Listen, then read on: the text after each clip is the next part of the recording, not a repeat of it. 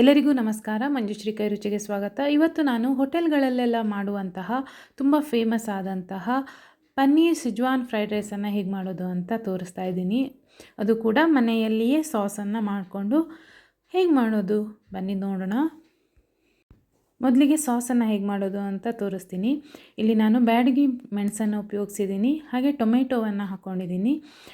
ಟೊಮೆಟೊವನ್ನು ಮಧ್ಯದಲ್ಲಿ ಸ್ವಲ್ಪ ಸೀಳಿದ್ದೀನಿ, ತುಂಬ ಕಟ್ ಮಾಡಿಲ್ಲ, ಜಸ್ಟ್ ಮಾರ್ಕ್ ಮಾಡಿದ್ದೀನಿ. ಅದಕ್ಕೆ ಬಿಸಿನೀರನ್ನು ಹಾಕಿ ಒಂದು ಅರ್ಧ ಗಂಟೆಗಳ ಕಾಲ ನೆನೆಸಿ ಇಟ್ಟಿದ್ದೀನಿ. ನಂತರ ಮೆಣಸನ್ನೆಲ್ಲ ತೆಗೆದು ಟೊಮೆಟೊವನ್ನು ತೆಗೆದು ರುಬ್ಬಿ ಪೇಸ್ಟನ್ನು ಮಾಡ್ಕೊಳ್ತಾ ಇದ್ದೀನಿ. ಟೊಮೆಟೊ ಬೇಕು ಅನಿಸಿದ್ರೆ ನೀವು ಸಿಪ್ಪೆಯನ್ನು ತೆಕ್ಕೋಬೋದು, ನಾನೇನು ಸಿಪ್ಪೆ ತೆಗೆದಿಲ್ಲ. ಎರಡನ್ನು ಸೇರಿಸಿ ನುಣ್ಣಗೆ ರುಬ್ಬಿ ಪೇಸ್ಟನ್ನು ಮಾಡ್ಕೋಬೇಕು.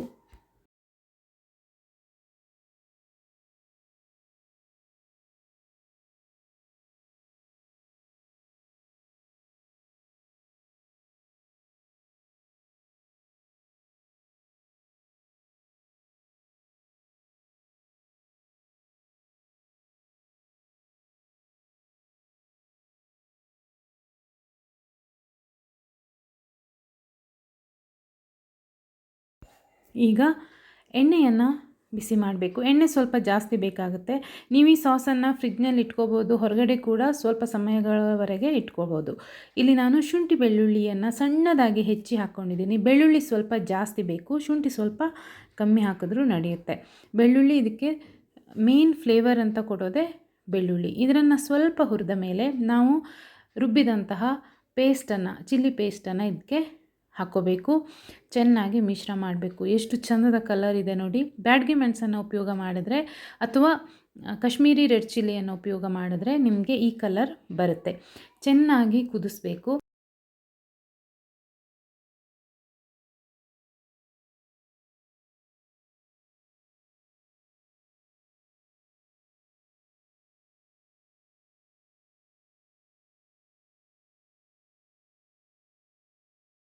ಕುದಿಸೋವಾಗ ರುಚಿಗೆ ತಕ್ಕಷ್ಟು ಉಪ್ಪನ್ನು ಹಾಕಬೇಕು. ಸೋಯಾ ಸಾಸ್ ಮತ್ತು ವಿನೆಗರನ್ನು ಇದಕ್ಕೆ ಸೇರಿಸಬೇಕು. ಸೇರಿಸಿ ಗಟ್ಟಿಯಾಗುವವರೆಗೂ, ಅಂದರೆ ನೀರಿನ ಅಂಶ ಹೋಗಿ ಎಣ್ಣೆ ಮೇಲೆ ಬಿಟ್ಕೊಳ್ಳುತ್ತೆ ಅಲ್ಲಿವರೆಗೂ ಇದನ್ನು ಚೆನ್ನಾಗಿ ಕುದಿಸ್ಬೇಕು. ಆವಾಗ ಮಾತ್ರ ನೀವು ಇದನ್ನು ಕೆಲವು ದಿನಗಳವರೆಗೆ ಇಟ್ಕೋಬೋದು. ಇದನ್ನು ಮಾಡಿಟ್ಕೊಂಡ್ರೆ ನೀವು ಪಲಾವಿಗೆ ಹಾಕಿದ್ರೂ ಆಗುತ್ತೆ. ಫ್ರೈಡ್ ರೈಸ್ ಮಾಡಬೇಕು ಅಂತಲೇ ಇಲ್ಲ, ಬೇರೆ ಯಾವುದಕ್ಕಾದರೂ ರೈಸ್ ಬಾತ್ ಮಾಡಿದರೆ ಅದಕ್ಕೆ ಇದನ್ನು ಸ್ವಲ್ಪ ಹಾಕಿದ್ರೂ ಸಾಕು, ತುಂಬ ಟೇಸ್ಟಿಯಾಗಿ ಇರುತ್ತೆ. ನೋಡಿ, ಈ ರೀತಿ ಗಟ್ಟಿಯಾದ ಮಿಶ್ರಣ ರೆಡಿಯಾಗಬೇಕು. ಈಗ ಸಾಸ್ ರೆಡಿಯಾಗಿದೆ. ಈಗ ಫ್ರೈಡ್ ರೈಸ್ ಮಾಡೋದಕ್ಕೆ ಎಣ್ಣೆಯನ್ನು ಬಿಸಿ ಮಾಡಬೇಕು. ಎಣ್ಣೆ ತುಂಬ ಸೂಪರ್ ಹಾಟಾಗಿ ಬಿಸಿ ಆಗಬೇಕು.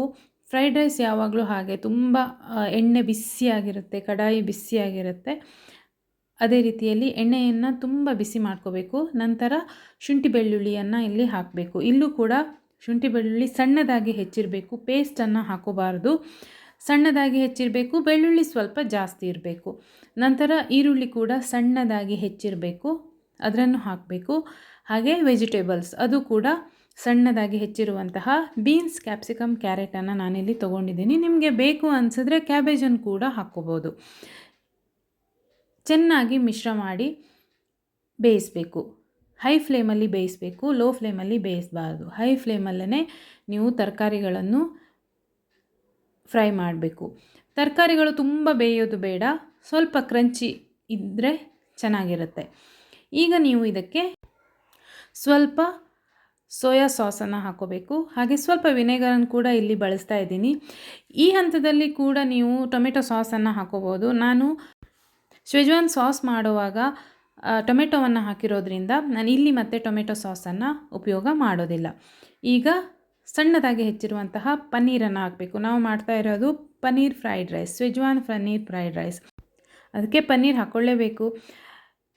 ಒಂದು ಸಲ ಎಲ್ಲವನ್ನು ಚೆನ್ನಾಗಿ ಮಿಶ್ರ ಮಾಡಿದ ಮೇಲೆ ನಾವು ರೆಡಿ ಮಾಡಿಟ್ಟಂತಹ ಶೆಜ್ವಾನ್ ಸಾಸ್ ಎಷ್ಟು ಬೇಕೋ ಅಷ್ಟನ್ನು ಇಲ್ಲಿ ಸೇರಿಸ್ಕೋಬೇಕು.